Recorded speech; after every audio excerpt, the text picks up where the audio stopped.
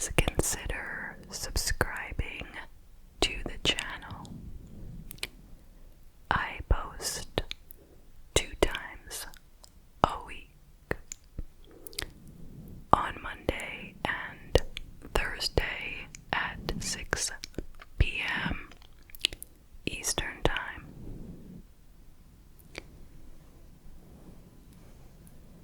I recommend using headphones if you would like to hear the gentle mic brushing. Okay, so before we get into tonight's case,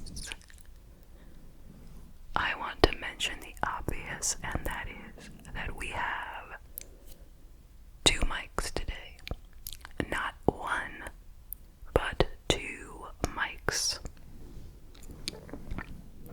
So if this works out properly, then this should be a binaural experience, meaning you can hear it in both your ears but separately, you know what I mean?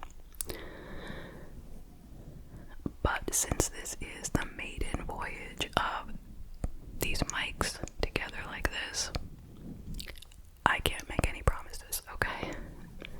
So, there could be some bugs. We will find out together.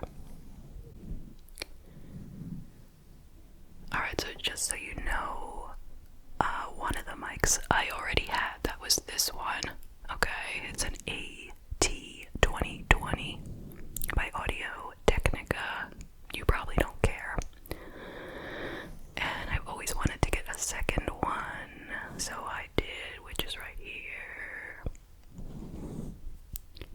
And so I'm using them together. Okay, enough said. You didn't come here for a, microphone discussion, so enough said. Tonight, we are going to be traveling over to Connecticut, Ellington, Connecticut, in the year of 2015. And we're going to be talking about the Fitbit murder. This is the case of Connie and Richard Dabate. Alright, so let's start with Connie. She was born in Connecticut around the year of 1977. You know how it is. Can't say exactly 76, 77. That information was not available online. So, she was born in Connecticut. She was raised in both the towns of Vernon and Ellington. She had 2 loving parents, and she had brothers and sisters. She graduated from Ellington High School in 1995, and then she went on to the University of Connecticut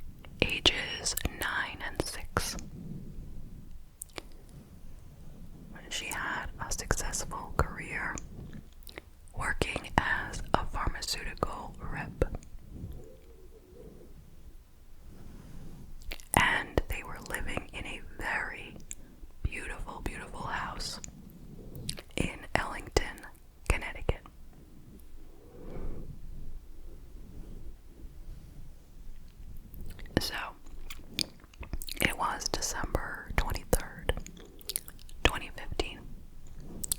That's 2 days before Christmas. And according to Richard, her husband, he brought his little boys to the bus stop that morning and dropped them off. Then he went home to get his work shirt. His wife, Connie, was there getting ready for her fitness class. He left the house at 8:30 and started his drive to work. It was a 40-minute drive generally. But he realized after a little while that he left his laptop at home. So he turned around. And not only that, he got an alert that the alarm at his house was going off, signifying that maybe there was an intruder. So he pulled over to the side of the road and he sent his boss an email explaining that he would be late because his house alarm was going off. Then he continued his drive back home. He got home at about 9 and he went inside and he heard some noise upstairs in the bedroom. So he went up and he saw a masked man with gloves going through his closet. The man demanded that he give him his cash, his cards, his PIN numbers. And this man was 6'2" approximately. And he had a voice like Vin Diesel. But Richard could not make out anything else about him because he had a mask and gloves. So they started to fight. And next thing he knew, he heard his wife coming in. It seems that her exercise class was canceled. So he screamed out to her, "Run, there's an intruder," something like that, okay? So she starts running, but this masked man just turns around and starts chasing her. He just darts right down the stairs, leaving Richard up there in the bedroom. Chases Connie right down to the basement. And Richard hears a gunshot. He runs down to the basement himself, but it is too late. Connie is dead in the basement. So then the masked man starts fighting with Richard again, manages to tie him to a folding chair using zip ties, and starts jabbing at him with a box cutter, and even has a blowtorch which he's trying to burn Richard with. But Richard manages to get one arm free. He grabs the blowtorch. He turns it on the man. The man's mask goes up in flames. And he takes off running. Seemingly, he leaves the house. So Richard manages to drag himself upstairs into the kitchen where there is a panic alarm button. So he hits the panic alarm and the alarm company gets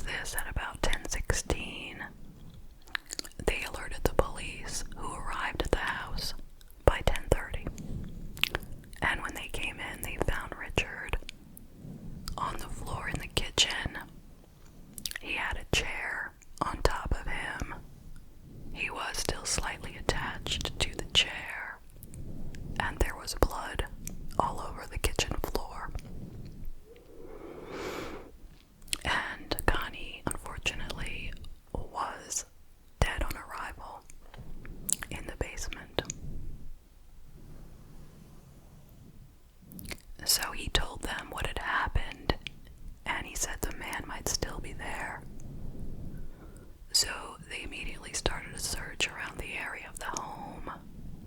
They got their police dogs as well.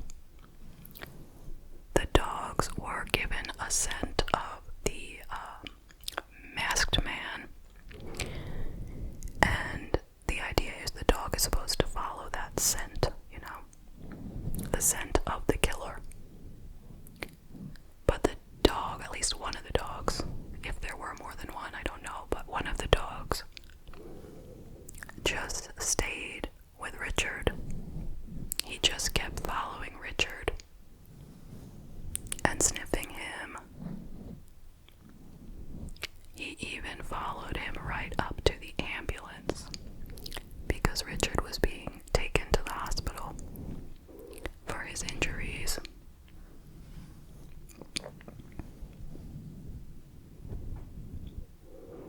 So the police started wondering, they really trust this dog and they feel like he knows what he's doing, so why is he sniffing Richard so much? So anyway, Richard goes to the hospital and the police meet him there and they interview him a little bit. They get his full story, which I just told you. And they say, alright, tell us the truth. Are we gonna find out that you have any problems with your marriage? And he said, well, I am having an affair, actually. He said that there was a woman who he had known since junior high. And they had hooked up in like May of that year, so May of 2015. She was actually pregnant, over 7 months pregnant, with his baby. She had become pregnant like a month after they had started their relationship. So June, July, August, September, October, November, December, yeah.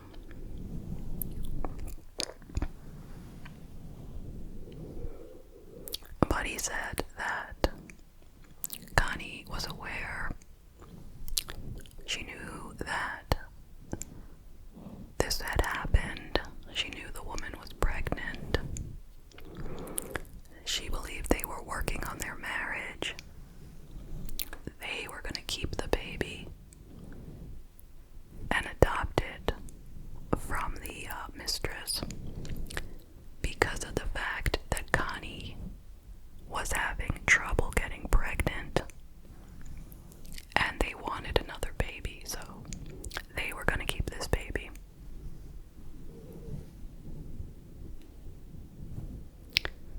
So, meanwhile, they start doing their research, the police.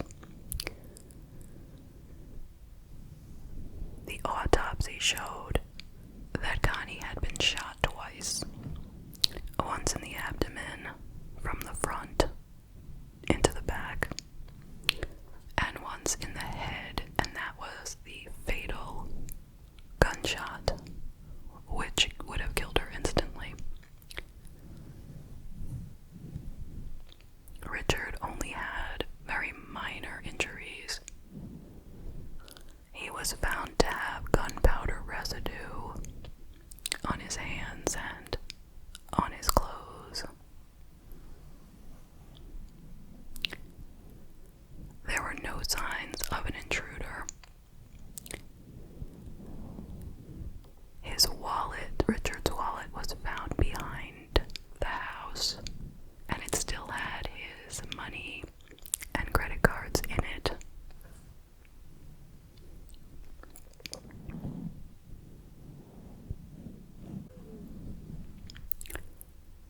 As far as the blood on the kitchen floor, the way it was smeared around, experts could tell that it didn't happen naturally that way, but it had been smeared there in a purposeful way. And it was Richard's blood, because he did have a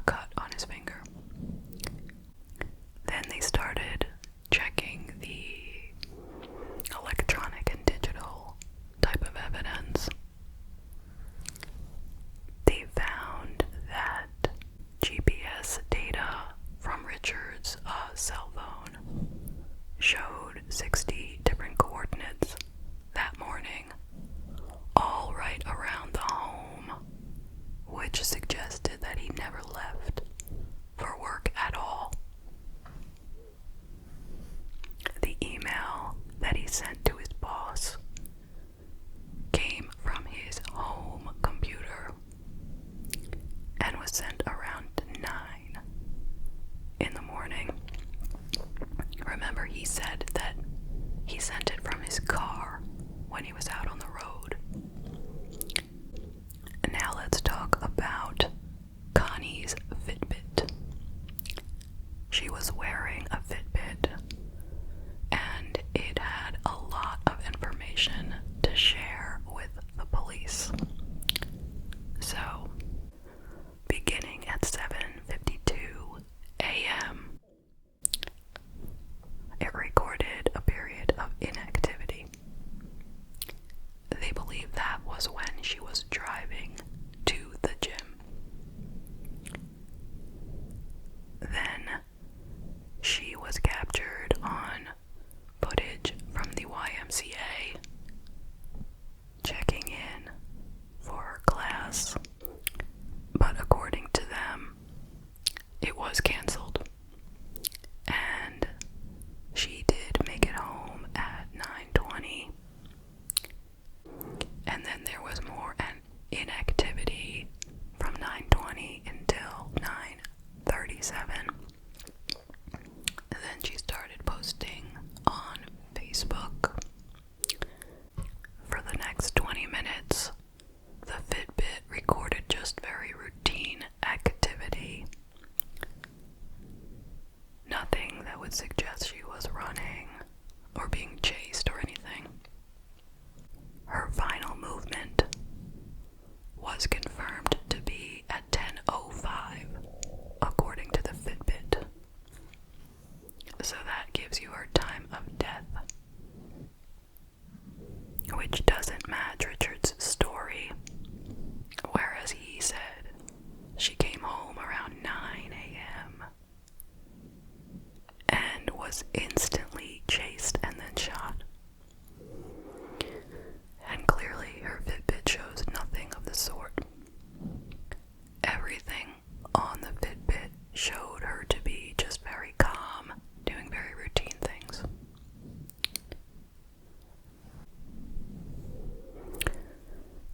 Clearly it took the authorities a very long time to gather the evidence that they needed, because he was not arrested and charged with murder until April of 2017. Remember, this murder occurred in December of 2015, and the bail was set at $1 million, and he managed to post the bail. The trial didn't begin until the summer of 2022, so this was really dragged out. At the trial, Richard's mistress was there, and she explained that she had given him several ultimatums to choose between her or Connie. And Richard and Connie had recently, well, not recently, but shortly before the murder, had gone on a nice little romantic retreat. And Connie had posted photos on Facebook, which the mistress saw, and she knew that Richard had been lying to her when he had said that he was working on getting a divorce. And I guess she gave him another ultimatum at that point. And, well, you can imagine that would create a very good motive for this murder.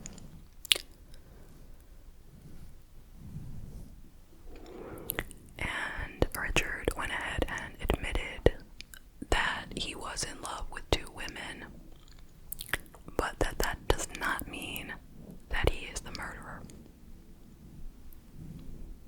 And all the evidence from the Fitbit and all the other evidence that I mentioned, it was all presented in court.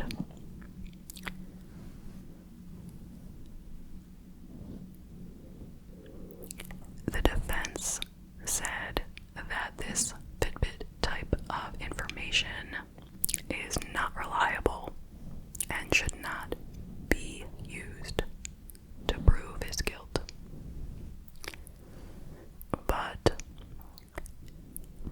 the jury found him guilty of murder, and in August of 2022, he was sentenced to 65 years in prison. And that is the case. What do you think? I will tell you some of my thoughts. First thing I want to say is that my heart goes out to Connie, who lost her life at the hands of this evil man who she thought was the love of her life. And let's take a moment to think about these two boys.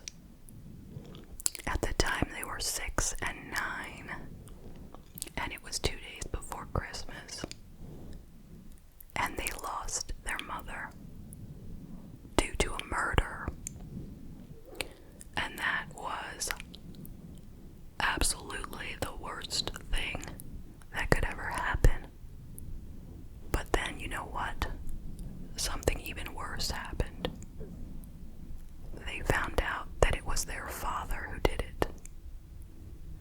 And then he went to prison. So I don't know where these kids wound up, possibly with the grandparents or sibling, aunt, uncle, something. But what an awful, awful, awful thing. So let's go ahead and talk about this man who could do such an evil thing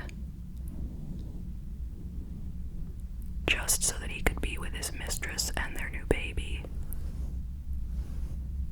I mean, he's not the first man to have an affair and get a woman pregnant. Unfortunately, this happens all the time. But this is clearly not the way that most people deal with it, which we are lucky for. But in this man's mind, Richard Dabate, this must have seemed like a clean way to, start sort of a new life or a new marriage, And if he really didn't care about his wife, Connie, what about his sons? He doesn't care about them either. Clearly not, because he took away their mother. And I guess he didn't think he was going to go to prison for this because he thought he had a great story. But now they have no mother and no father.